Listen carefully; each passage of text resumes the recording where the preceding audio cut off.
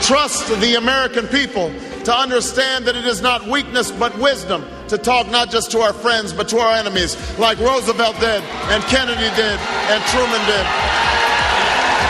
Welcome back to Hardball. Did President Bush inject himself into the presidential campaign today in Israel? And was he out of line for doing a political hit job on Obama from overseas? Kevin James, a radio talk show host for KRLA in Los Angeles, and Mark Green is president of the Air America Radio. Let me go to Kevin first. Who do you think President Bush was talking about today in the Knesset? Well, I don't know who he was talking about for sure, Chris, but if he wasn't talking about Barack Obama, he should have been talking about Barack Obama. I hope. Do you think there's any doubt he was? Was there any doubt he was, though, sir? Not in my mind, there wasn't. No, not in my mind.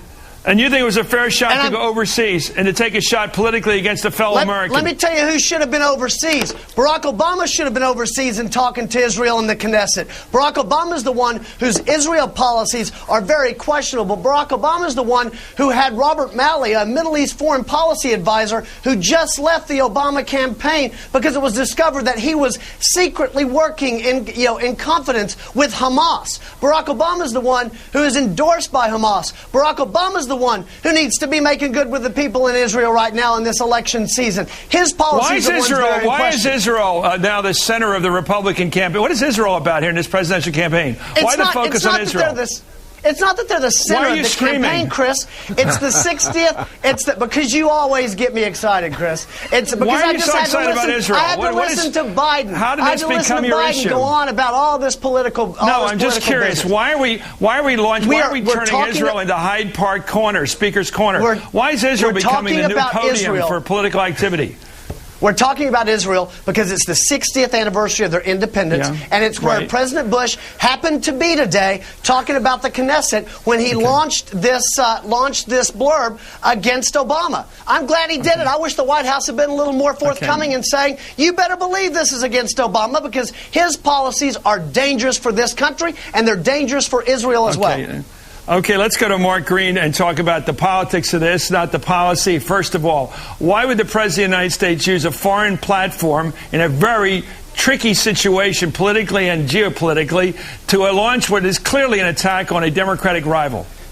Chris, by the way, you also excite me, but I don't yell. I get calmer as a result. What Bush has done is, since they run out of arguments, they engage in analogies. It was bad enough when John McCain used this sleazy guilt by association of Obama and Hamas.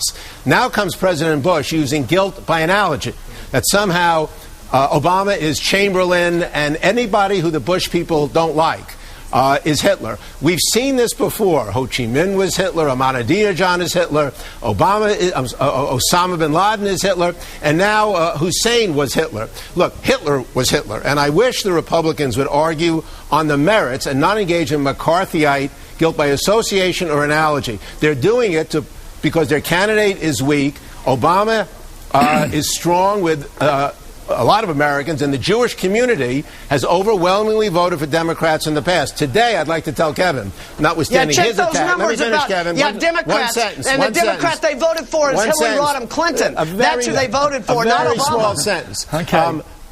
Congressman Berman and Waxman in California, two of the leading Jewish and pro-Israel congressmen, endorsed effusively Obama. I trust them more than you.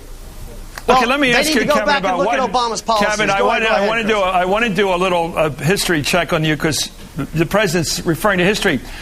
He attacked those who would imitate Senator William Borah of Idaho, who was a Republican isolationist back in the late 30s, who supported some notion of getting along with Hitler better. Let me ask you, what did Neville Chamberlain do wrong in 1939? What did he do wrong? It all goes back to appeasement. No, what did he do? Tell me what he did. It's the key term. You have to answer this question. What did he do? It's the same thing. It puts it all. Tell me what he did. About appeasement. What did Chamberlain do wrong? His actions enabled, energized, legitimized. It's the exact same. I'm not going to continue with this interview unless you answer what that thing is. What did Chamberlain do in 39? Tell me. Chris, it's the exact same thing. What did he do? What did he do? What, 38, 39, Chris? What year do you want? It doesn't. It's the exact same thing that happened, Chris. What did Chamberlain? He's talking about appeasement. What did Chamberlain do? Just tell me what he did, Kevin. What did Chamberlain do you didn't like? Look.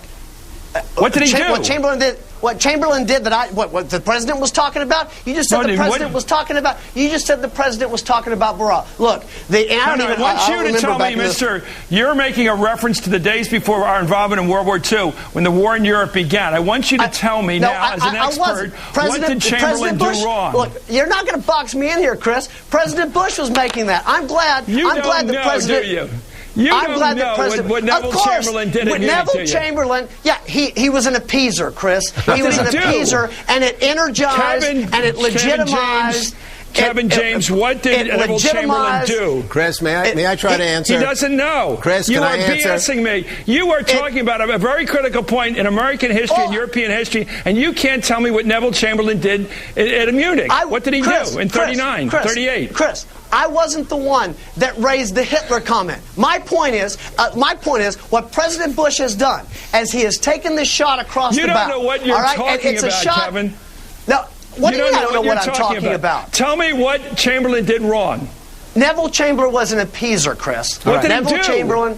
Neville Chamberlain was an appeaser, all right? What did he do? Neville Chamberlain, his policies, the things that Neville Chamberlain supported, all right, energized,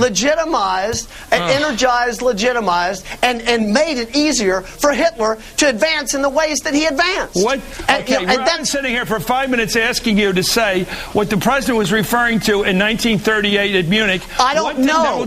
You don't know. Thank you. Chris, I don't know what the president. I don't know what the president was referring to when he talked about what was being said in 1930, in 1939. Your problem, Kevin, is you don't know what you're talking about.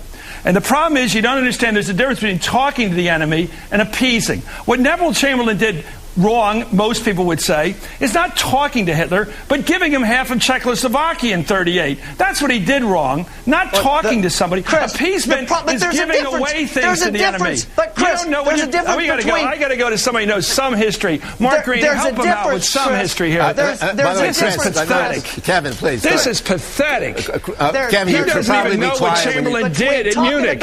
Kevin, when you're in a hole, stop digging. Chris, the reason that you expose him... he's as bad as the White House press secretary that doesn't even know what the Cuban Missile Crisis was. We're talking with people with blank slates in terms of history. What President Bush and Kevin apparently are interested in... Excuse me. What they're interested in is rhetoric and not reality. They're interested in loaded words for political slander. Yitzhak Rabin, the former general and prime minister of Israel, who understands terrorism and war better than President Bush, famously said you have to negotiate not only with your friends, but especially with your enemies. So Israel did negotiate, not appease, negotiate with a former enemy Egypt successfully, former enemy Jordan successfully. Now they're negotiating with Syria on the Golan. Kevin, diplomacy and common security in a world of terrorism, proliferation, and pollution is not a four-letter word. It's called diplomacy, and the next president will do it. Rather than militarism first, it'll be talk first. You can't, but you can't talk without talking through strength. All right? What happened to us in 9/11 is because all Bill Clinton did for years was talk while we were attacked over and over and over again. All right, we were attacked in 93. We were attacked in the Cole. We were attacked in with our foreign embassies. And what happened? We ended up with 9/11. All right, and what's concerned? The world is concerned about what George Bush. Read Richard Clark's book, because for 9 months the president at 9/11 was not Clinton; it was Bush, and they did nothing despite all the entreaties of the Clinton people. Watch Pathway to 9/11, Mark. Watch Pathway to 9/11. USS Cole under Bush? I mean, I don't know what we're talking about here. The years, the opportunities that Clinton... I'm talking about the difference. I'm talking about the difference between, we're not getting anywhere just here. Appeasing and the difference of talking through strength. Kevin, when you're going to make a direct historic reference, get it straight. Thank you, Kevin James. I didn't make a direct historic reference. You were trying to defend something. You don't know what you're talking about. Up next, what's Jay Leno got? It's not true. You don't understand what appeasement is. Don't use the word. It's giving away things to the enemy, not talking to the enemy.